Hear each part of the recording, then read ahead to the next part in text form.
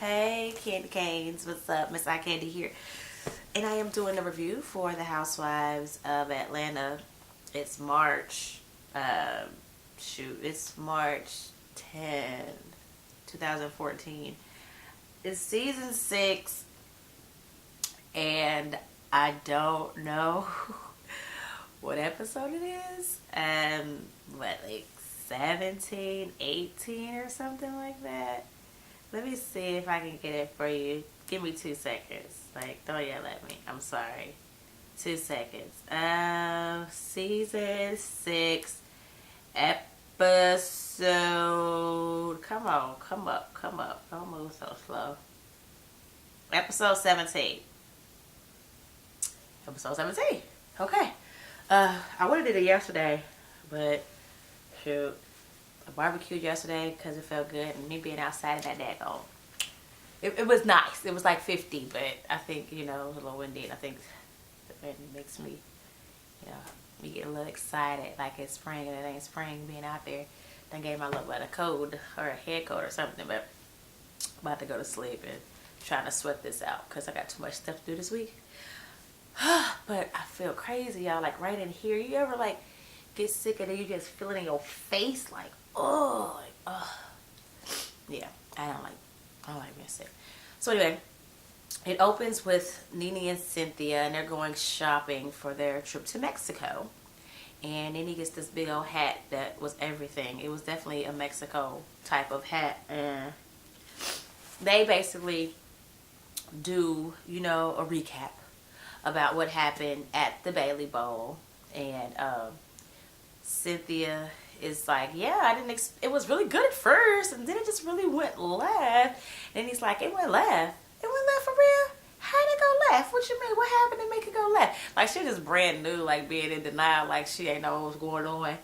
And Cynthia was like, well, all of a sudden Marlo came, and well, she didn't say Marlo, but then he was kind of like, I know y'all think you're gonna be talking about Marlo, because I'm not talking about Marlo. This conversation is over. Like, she just would not talk about it. So then it goes to Marlo and Kenya, and they talk about what happened, and Marlo is just upset about it, about what happened, and Kenya is just still ever the kiss ass, just kissing up to Marlo when they first get to, like, hey, you look great, girl, oh my gosh, Marlo, everything's cute about her, or something stupid she says. I don't know what she says, but she's kissing ass, okay? And it was just, am I the only person that does not like Kenya? Like, I can't stand Kenya. Kenya gets on my nerves. God, she makes me sick, God. I can't take her. Okay, my nose, y'all, is running. Okay. I can't take Kenya. I don't like Kenya. But, so they talk about the Bailey Bowl, and Marlo mentions how, well, Kenya was like, oh, what really happened? Like, why was she so upset? Like, I don't understand. Was she just mad? And Marlo was like, I'm a grown-ass woman, and nobody's going to tell me I can't be friends with somebody else because they don't like her. Which I agree with. I mean, me personally, if I'm not friends with somebody, doesn't mean my friends have to not be friends with them. Just don't bring them around me, and don't be trying to force them on me. It's how I feel.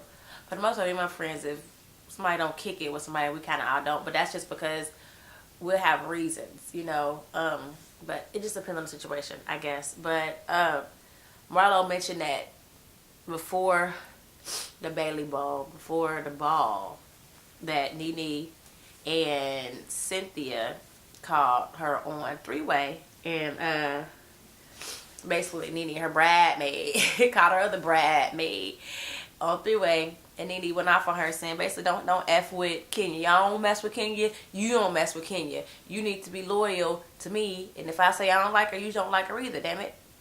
So, then they mentioned, Kenya mentions how she feels like the reason Nene is so angry is because she doesn't have work. She thought she was going, now that she was getting a couple of gigs, she was on the Glee, and then she got that recurring role on The New Normal, that she was just going to get all these acting Hollywood gigs and just blow up and say, forget Atlanta, forget you, I'm a star, I'm rich.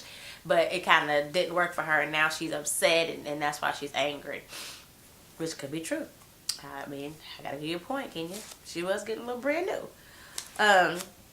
So then it goes to Phaedra and her family, and they're talking about well, Apollo, because, you know, he didn't go to the Bailey Bowl. He's like, so how was it? She said, it was good. It seemed really good up until, you know, it turned left when Marlo got there. Marlo was on Nene's team. And he was like, not on Nene's team. She was on Kenya's team. He's like, what?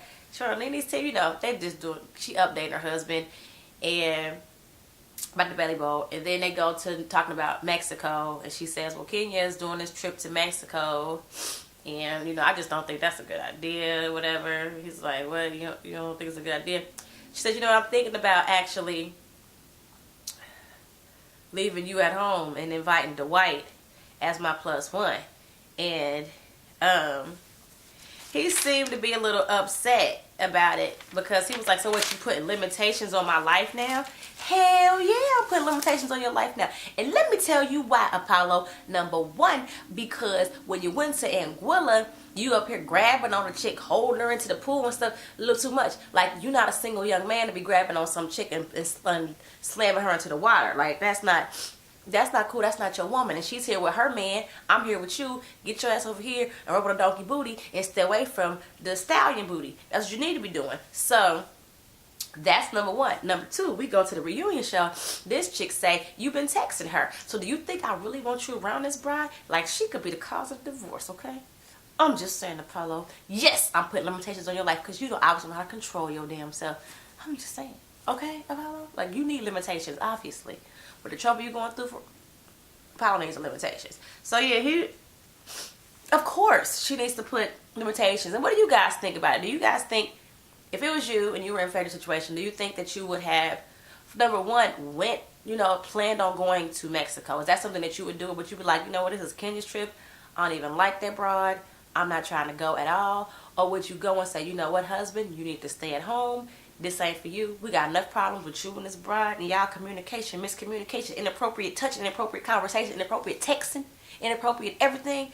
You can't go. Or would you just not? Would you just go and take him? There's three options. You don't go at all, you don't go with him, or you go with him. What would you do? Then it goes to Peter and Cordell. So Peter said he tried to reach out to Cordell a few times and Cordell didn't answer. But now Cordell's answering all of a sudden. This is my question. Peter, if you and Cordell was really this tight, from the get-go, why take you months and months and months to finally be able to reach out to him? Divorce been going on for what, like a year, and now you're just not being able to get a hold of him? This doesn't make no sense to me. Okay, so now he wants to tell his side of the story. Thought y'all was tight. Y'all was homeboys. Like, even if he didn't want to be on camera, y'all should have been talked about this. Y'all boys, right? Y'all got a bond. Like then they say, you're bonded. You guys have bonded. Okay?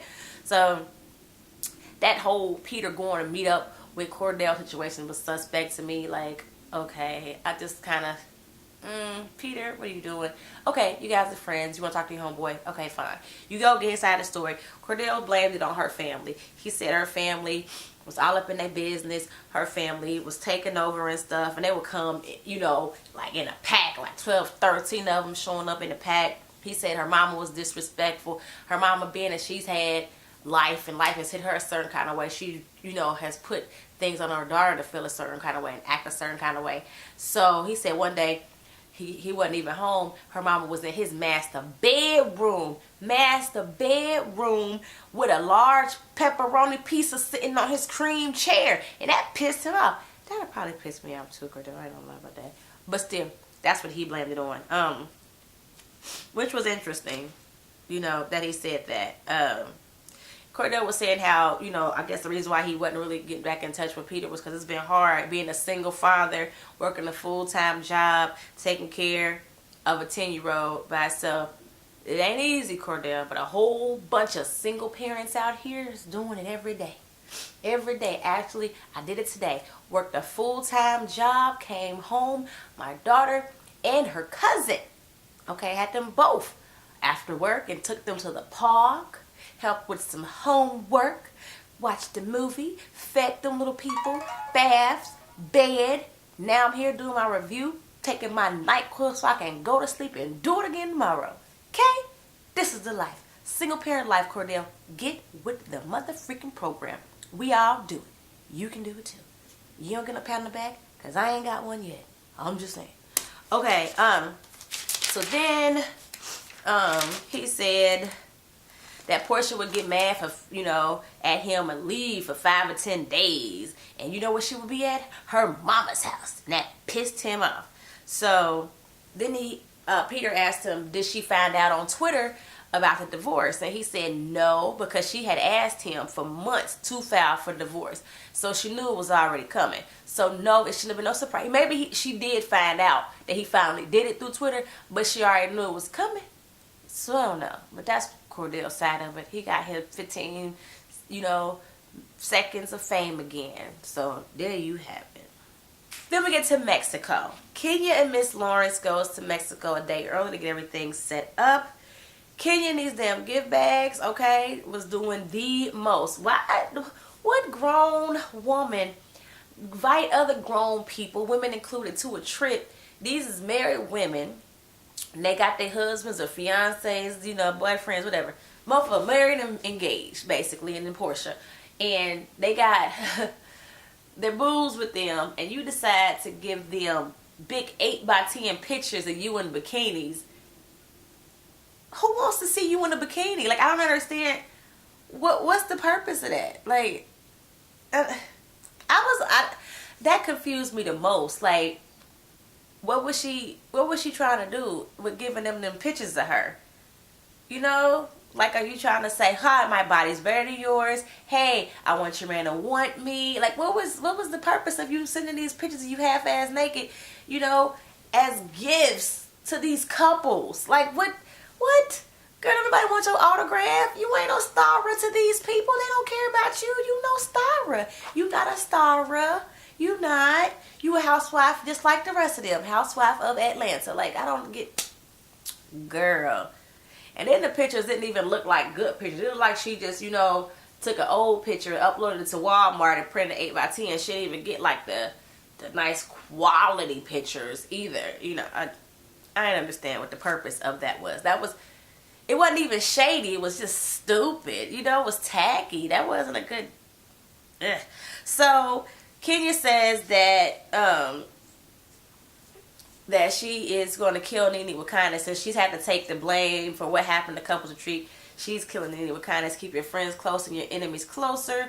And she is giving Nene this grand room. She got a presidential suite and she gave Nene one. Because she's an ass kisser. And she's kissing ass once again. So she got Nene this great room. And Miss Lawrence does a wonderful imitation of Greg. That's why he said, you know, Lawrence. It was very funny.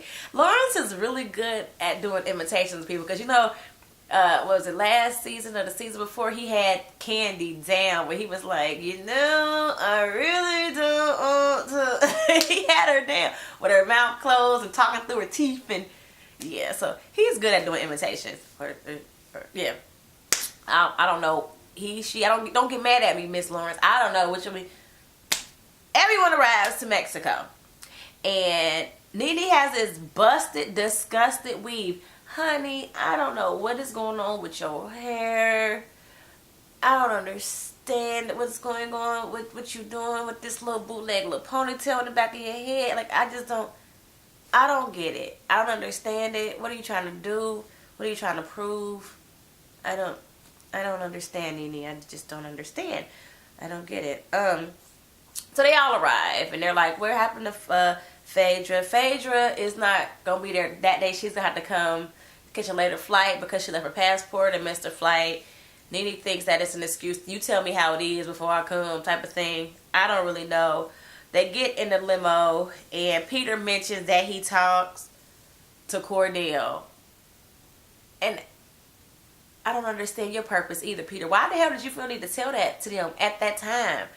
These are some messy ass grown-ups. Like, you a grown man. And why did you feel the need to share that in mixed company like that? Why? Yeah, I just want you to know that I made up with Cordell and, you know, he told me his side of the story. So the hell what? Who asked you that question? Cordell ain't here. We not even, Portia didn't even, I can see, that's your homeboy. I can see if she was like, yeah, Cordell ain't shit. Cordell this. And you say, hey, actually, I talked to Cordell and Cordell said this. No, you just brought it up just for what? For what? To be messy. And for you to be a man. See, that's the thing. This is some women, catty women stuff, okay? And for you to be a man and you mention this stuff, you messy as hell. And you need to find your balls, pick them up and hold them and be a man. That's just horrible to see a grown man act like a chick. Like, we got Miss Lawrence for that. We don't need you doing that, Peter, okay? We got Miss Lawrence. So then they arrive and they get there and Kenya meets them with her poncho. Miss Lawrence has a little bit and she's just twirling. Hello, ladies. Like, I can't stand Kenya. I don't want to not like her. I be trying to do these reviews and not be going in on her as much. I don't know if people do. But I don't like her. She's just so extra. It's just so much. It's like, girl, why are you doing this much? It don't take that much. It don't. She's just so extra. She's throwing so much shade when she finds out that Phaedra and Apollo are going to be late, because she says that it's two things that has Phaedra being late. Number one, she doesn't want Apollo to be around me. Number two, she doesn't want Apollo to see me in my bikini. Girl, just, I don't like Kenya. I don't. Of course, she don't want her husband around your ass. You said he was texting you and stuff. I wouldn't want my husband around you either if he was texting you and you was texting him inappropriately and he grabbed you and threw in the damn pool. No, I wouldn't. You know, I'm like, that's not a surprise. Of course she doesn't want her husband to be around you. No. None of the women should want their husbands around you, because in Anguilla you was grinding your booty up on Peter, Cynthia's husband. Yeah, you obviously don't respect the marriage sanctity anyway of your friends' husbands. So, friends, associates, husbands, people you gotta be around's husbands. That's beat down. Okay, I don't know what it's like in Atlanta. Maybe Hollywood Atlanta is different than just regular Atlanta, but from where I'm from, Cincinnati, that's beat down. You don't mess with husbands, okay? Husbands is a whole other ball game. So Kenya shows everybody their rooms. Like I said, then he gets the best room. Greg is hunching on the bed, extra. Cynthia and Portia talks. Cynthia comes in and just talk to Portia just to ease it, since her husband done hit her with this big old thing like, yeah, I talked to your husband and you know, and she's like just making sure they still cool. She not mad. You see Portia in there combing her weave out, which is cute. I like that it's real, and you know, I like her weave. I might look into getting her weave because it looks like her weave is always cute. One thing about Portia's weave is it'd be real cute. So they all meet up for dinner. And when they get there, Kenya lets them know that she wants to do something different. She switched the seating arrangements so people aren't sitting next to their husbands. And Peter called what I call, since you ain't got nobody, you messing up everybody. That's what you doing. You since you ain't got a couple, you ain't coupled up, you messing up us. This supposed to be a couples trip, and you mixing us up because you ain't got nobody. Oh, that's what I thought. Okay. So then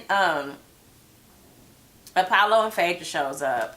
And luckily they get to sit next to each other. Because if I was Phaedra, you're not about to have my husband sit anywhere but next to me. Okay? This is what's going to happen. Or we just going to go in our room. Because this is not, I'm not playing this game. So, Greg brings up Cordell to Portia. And he said, basically he was just saying, like, have you guys exhausted all possibilities of, you know, trying to get back together and work it out? Because I've been there. And as you see, me and my wife are back together, made it work. So, you know, I know y'all getting divorced. You know, he in love. He's all about second chances because he got his second chance. So he's trying to bring it up that way. But Portia tries to explain it. And in her explaining it, she does a poor job of explaining it, because what she says is when she and Cordell got together, he was tainted. And her goal was to help untaint his image and to focus on a new image of their family and what they were going to present. Something like that. And Peter and Kenya are basically, they just go off of her. So basically you trying to say you was his beard, you his publicist, trying to clean him up, trying to make it seem like, you know, he's not gay. Basically, you know, there's rumors of him being gay and you being his beard. And she's like, that's not what I'm saying. I love Cordell, but when I got with him, he's tainted. You know, they kind of tag team where Peter and Kenya tag team where, you know, Kenya is all about the shade and all about everybody else's business but her own. And going in. And being that Peter is, because he's now Team Cordell, he's right there with her. And they just kind of double team her, which got on my nerves. And the reason they got on my nerves is because Kenya, it ain't even your business. Honestly, I don't care if she was his beard, if she was his wife, if she was his monkey, pet dog, pet bird. I don't care what the hell she was. It ain't your business. Where is your African prince? Why do you have Miss Lawrence here as your date? Where is your African prince? Let's focus on your business, okay? Your business. Like, that's what I would have been. I would have been like, get out my business. Worry about your own damn business, Kenya. How about we do that? How about we don't talk about Cordell and his divorce? Y'all asses know I'm getting divorced. I ain't with him no more. So it really don't matter no more what the hell happened because we not together. Where's your prince? Where's your African prince? Like, that's what I would have did. Greg actually understood where she was coming from, and he kind of had her back, saying when you with somebody, you should be their PR, you should be going for them and want their image to be clean and stuff to be right, and want to create new stuff with your family, which I felt Greg on. You know what I'm saying? When I'm with you, I do want you to do good. I want you to look good. I want to do what I can to help and to fix whatever they're saying about you, because you with me. We together. You represent me. I represent you. Ain't that what it's about? So I get that. Kenya, Candy agreed. Candy was like, right, because you wouldn't have been so upset when y'all got a divorce. And then Kenya's like, well, anyway, I'm glad you all came. Tomorrow's going to be great. And that was very shady. You liked it when it was negative against her, but when it got positive, people started defending her, you got upset. I mean, not upset, but you just changed the topics and turned it back to your little annoying ass self. I don't like Kenya. I can't stand her. So anyway, that was the end of that show. Next week is going to be good. Did you see the way, like, all I'm talking about is Paulo and Kenya and this sexual tension that's going on. Did you see the way when she dived in that pool and she was standing there looking like she was about to do a model, photo shoot or something? Like, and they had it looking edited like she was looking at Apollo. Baby, Phaedra bashed their heads in, honey. I would kill them both. Embalm them, girl. Embalm them. I would put something there. I would go to jail for murder.